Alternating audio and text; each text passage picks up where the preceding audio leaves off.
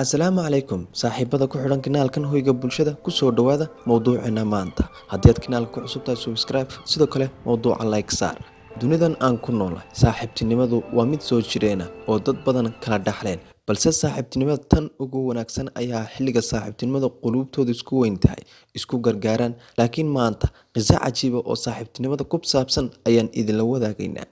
Moobilkaaga qolka fadhiga la tag si sheekadu ay kugu socoto si dhib yar.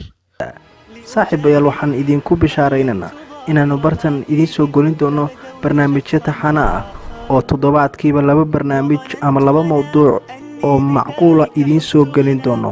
fadlan haddii aad channelkeena hore aadan ugu jirin, fadlan subscribe noo saar, kuna soo biir kana mid noqo asxaabta ku xidhan channelka hoyga bulshada. waad mahadsantihiin asxaabta qaaliga ah. Moobilkiisa gacanta ayuu soo qaatay kadib waxa uu wacay saaxiibkiis Mohamed. Wuxuu yiri assalaamu calaykum Mohamed, hooyo ayaa iga xanuunsan, lacag aan daawo ugu gado ma hayo, saaxiib maxaa xal ah? Saaxiibkiis ayaa ku yiri bal waayahay casarka kadib isoo wac, hadda waxba ma haye. Salaada casar marka laga baxay ayuu saaxiibkiis wacay si uu isku arkaan, balse telefoonkiisii waa uu dansan yahay. Dhowr mar oo kala duwan ayuu ku celceliyay, haba sheegin wuu dansan yahay ayuu leeyahay moobilkiiba.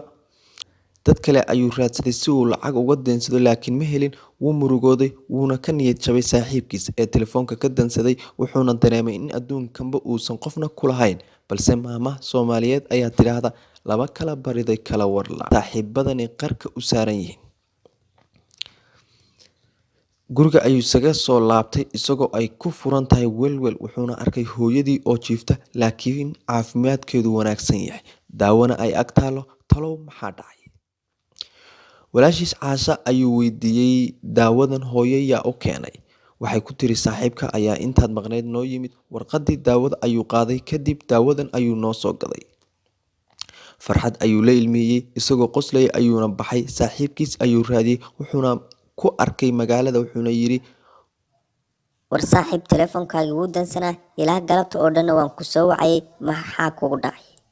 Saaxiibkiis wuxuu ku jawaabay war saaxiib, anigu lacag ma haynin, markaan moobilkaygii ayaan iska sii iibiyey si aan hooyo daawo ugu soo gado, sidaas ayuuna u xidhnaa telefoonkaygii. Wiilkii mar kale ayuu ooyey, aad buuna saaxiibkiis ugu farxay. Wuxuuna awoodi waayay inuu caadi ula hadlo farxad darteed. Haddaad mawduucan min bilow ilaa min dhammaad daawatay, saaxiibtinimada wanaagsan ku dadaal. Waadna mahadsan tahay daawashada muuqaalkan. Saas iyo nabadgelyo, fii amaanillah.